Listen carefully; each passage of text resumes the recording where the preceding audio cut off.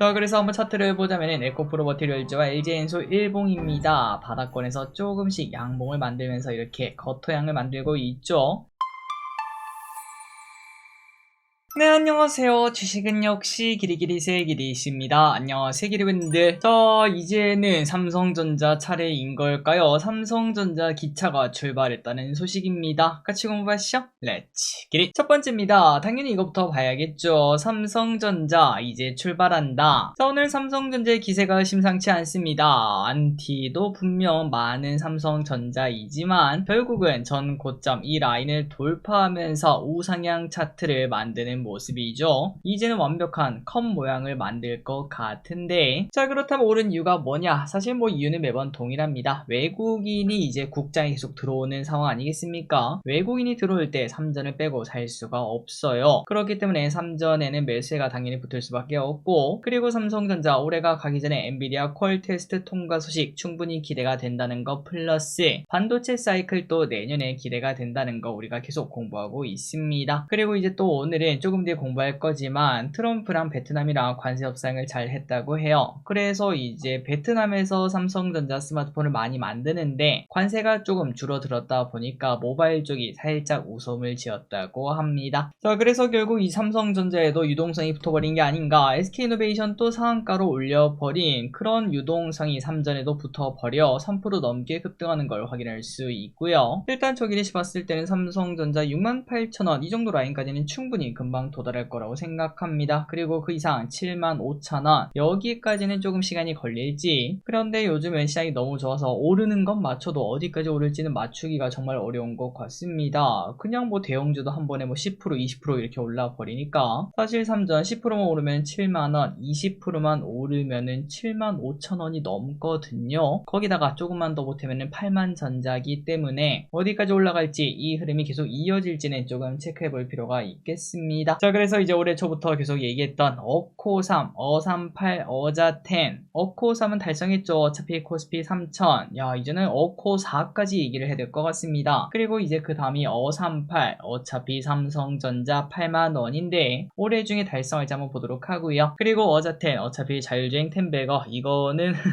일단은 조금 시간이 걸리는 모습입니다. 올해 내에는 가능할지 계속 보도록 할게요.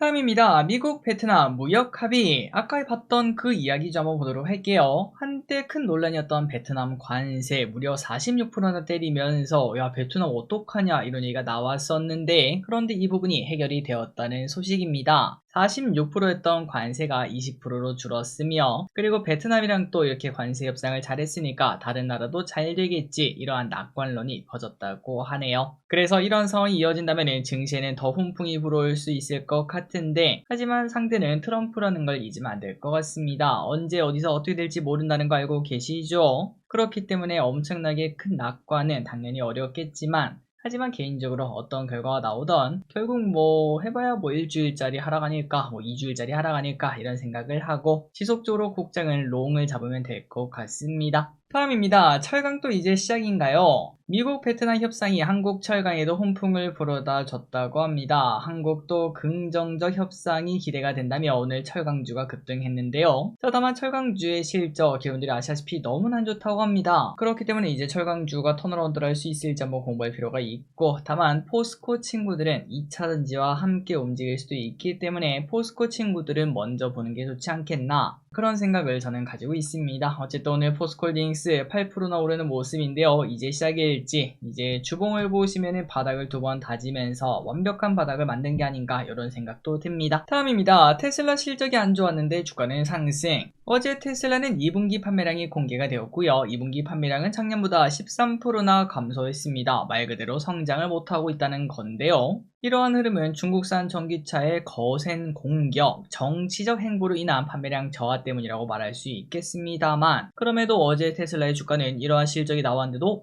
5% 상승 마감했습니다. 아마도 절반 정도는 주말 사이에 트럼프랑 싸우면서 주가가 하락한 거, 그거를 좀 되돌린 것 같고, 그리고 테슬라 실적 이제는 바닥 쳤다 이런 시각이 좀 나온 게 아닌가라는 생각이 들었어요. 그 말인즉슨 이제 2차전지가 조금 올라올 수도 있지 않겠나라는 생각을 해볼 수 있겠죠. 그래서 오늘 마침 2차전지도 또 좋은 흐름을 나타냈습니다. 자, 그래서 한번 차트를 보자면은 에코프로머티리얼즈와 LG엔소 일봉입니다. 바닥권에서 조금씩 양봉을 만들면서 이렇게 거토양을 만들고 있죠. 이대로 추세가 반전이 될지 121선을 돌파하기 전에 살지 아니면 돌파하고 살지 혹은 돌파했다가 한번 눌렸을 때 살지 그런 것들을 고민을 해보시면 좋을 것 같습니다. 자, 그리고 이제 2차전지가 가게 되면 코스닥이 매우 좋아질 확률이 높겠죠. 그리고 요즘 들어 특히 어제부터 오늘까지 바이오도 좋은 흐름을 나타내고 있는데 이제는 코스닥의 시간이 올지도 체크해볼 필요가 있겠습니다. 다음입니다. 탈플라스틱 관심. 오늘 이재명 대통령이 또 하나 찍어줬습니다. 이번에는 탈플라스틱이라고 하는데요. 탈플라스틱 로드맵을 올해 안에 마련한다고 밝히면서 관련주가 관심을 받았습니다. 자, 탈플라스틱 관련주로는 삼육물산, 에코플라스틱, 세린 BNG 등이 있다고 하는데요. 여기서 삼육물산은 종이로 만든 액체 음료 포장 용기를 제조, 그리고 에코플라스틱은 이름부터 에코플라스틱이고 현대기아차 및 관련 업체의 차량용 플라스틱 부품을 제공하는 기업이라고 합니다. 다음입니다. 북극 항로 이야기는 계속. 이 대통령의 핵심 공약 중 하나인 북극 항로 이야기도 계속 나오는 중인데요. 대통령 직속 국정기획위원회가 북극 항로 개척 사업을 국정과제로 전격 추진한다는 이야기를 꺼냈습니다. 또한 국내 유일한 쉐빙선인 아라온호가 지형 탐사를 위해서 북극해로 출발한다는 소식도 떴는데요. 앞으로 91일간 탐사를 하고 돌아온다고 하니까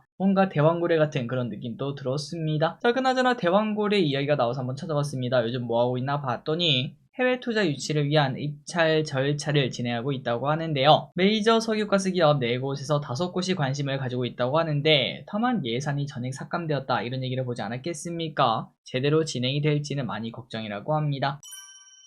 다음입니다. 현대로템 이제 끝났나? 시즌 제35 방산주 끝났나 시간을 가져보도록 하겠습니다. 어제 장이 끝나고 현대로템이 무려 9조원짜리 수출 계약을 꺼냈다고 하고 폴란드의 K2전차 2차 수출이라고 합니다. 그리고 이 돈은 당연히 서성 최대치. 참고로 현대로템의 올해 예상 매출이 5.5조니까 2년 매출을 그냥 받아온 모습입니다. 대박이죠. 그래서 어제 넥스트레이드에서 10% 정도 상승하는 모습을 나타냈고 오늘 아침에도 상승 출발했으나 장이 이렇게 좋은데 이게 윗꼬리를 달고 끝나버리는 걸 확인할 수 있습니다. 음봉이 나타나 버리죠. 보통 호재가 나와도 하락하는 것은 단기 고점의 신호라고도 말을 해볼 수 있겠는데 그리고 또 마침 요즘 들어 방산주 쪽에서 이런 얘기가 들리지 않겠습니까? 여러 전쟁이 마무리 단계로 접어들면서 방산주는 사실 전쟁이 있어야 좋아지는 기업 아니겠습니까? 그래서 매우 좋은 건 인정하지만 결국 주가가 더 오르려면 더 좋아져야 되는데 더 좋아질 건덕지가 있을까? 이런 논리가 나타나고 있다고 하네요. 일단은 조금 더 지켜볼 필요가 있을 것 같고 그리고 최근 들어 증시가 너무나 좋지 않겠습니까? 그러다 보니까 과거 작년이랑 올해 초까지는 방산조선 말고 그렇게 뚜렷한 섹터가 없었습니다. 나머진 다 테마주였죠. 그런데 요즘은 진짜 눈 감고 찍어도 주가가 오르는 그런 장이 나타나다 보니까 그만큼 또 상대적으로 매력이 떨어진 게 아닌가. 많이 벌었으니까 이 돈 빼서 다른 데로 이동하는 흐름도 나타나고 있는 것 같습니다. 그래서 차트를 보면은 LIG넥스원과 현대로템의 주봉인데요. 최근 들어 쭉쭉쭉 치고 올라가다가 조금은 가파른 상승 후 음봉이 2개가 바뀌는 걸 확인할 수 있죠. 고점의 신호였을지 볼 필요가 있겠습니다. 다음입니다. 장마가 끝났다고 합니다. 다들 뭐 알고 계시는 이미 몸으로 느끼고 계시겠지만 기상청이 공식 확인을 했네요. 올해 남부 제주는 장마가 종료되었다고 발표했고 관측 사상 역대 가장 빠른 장마 종류라고 합니다. 그러다 보니까 이제 하늘이 말하는 것 같습니다. 니들은 올여름에 죽었다 이렇게 말하는 것 같은데 모두 야외 활동할 때 조심하시고요. 특히 남성분들 부끄러워하지 마시고 양산 꼭 쓰시기 바랍니다. 진짜 쓰고 안 쓰고 온도가 다르다는 걸 느끼실 거예요. 그리고 또 온도가 뜨거워지면 뜨거워질수록 갑자기 증시가 하락하면 할수록 더위 관련주가 잠시 동안은 해지주가 될 가능성도 있을 것 같네요. 다음입니다. 중국 단체 관광객 무비자 상시화. 갈수록 중국 관련 산업이 좋아진다는 소식이 등장하고 있습니다. 한안령 해제는 사실상 이미 시작된 것으로 보이며 중국인 단체 관광객 무비자 정책을 무기한 연장할 수 있다고 하죠. 자, 이는 당연히 호재라고 말할 수 있겠습니다. 한국은행에 따르면 중국인 관광객 100만 명이 늘어나면 우리나라 GDP가 0.08% 상승할 수 있다고 하는데요. 당연히 우리나라 경제에게는 좋다고 말할 수 있겠네요. 자, 그래서 화장품, 카지노, 여행 관심 가져야겠죠. 그리고 엔터게임 당연히 관심 가져야겠죠. 다만 그동안 많이 올랐던 섹터들이 대부분이고 그 중에서 게임주는 많이 오르지 못했기 때문에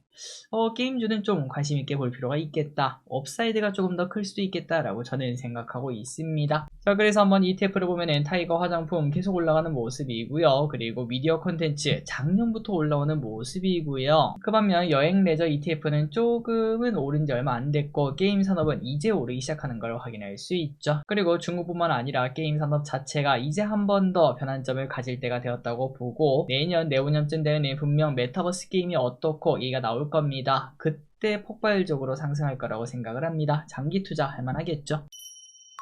마지막 소식입니다. 오늘은 금방 끝나네요. 우리나라 외제차 1등을 보도록 하겠습니다. 올해 상반기 외제차 판매 1위는 BMW라고 합니다. 3.8만 대를 우리나라에서 판매했다고 하며 단일 판매 대수만 보면은 테슬라 모델 Y가 가장 많이 팔렸다고 하네요. 그래서 BMW는 점유율 27%를 차지한다고 하고요. 벤츠는 23%, 테슬라는 14%를 차지했다고 하는데 뭐야, 그래 그 독삼사 아냐? 맞습니다. 아우디가 없어졌죠. 아우디는 23년부터 지금까지 계속 판매량이 하락하는 중이라고 합니다. 제가 차 알못이라서 그런 부분은 잘 모르는데 아우디의 판매량이 줄어든 이유를 혹시 아시면 알려주시면 진심으로 감사하겠습니다. 자, 오늘의 공부 여기까지 끝났습니다. 항상 같이 공부해서 진심으로 감사합니다. 지금까지 길이셨습니다. 빠이요.